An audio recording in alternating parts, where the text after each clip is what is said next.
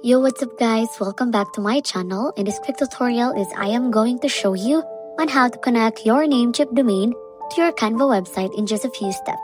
So the first thing you need to do here guys is to open your Canva website, and then on this part guys you'll be able to see this publish website.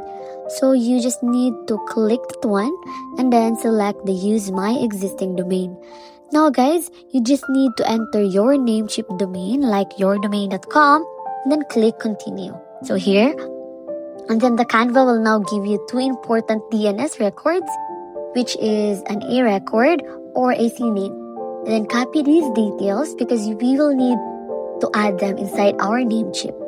And then right after that one guys, you just need to go to your namecheap.com and then open your domain list and then click manage. Then of course guys, you just need to go to advanced DNS tab. Here guys, you need to click add new record and paste the A record and the C name from Canva exactly as shown.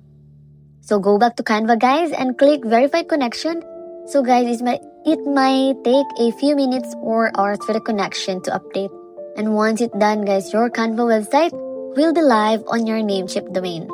And that's it guys. Thank you for watching and see you in my next video. Bye!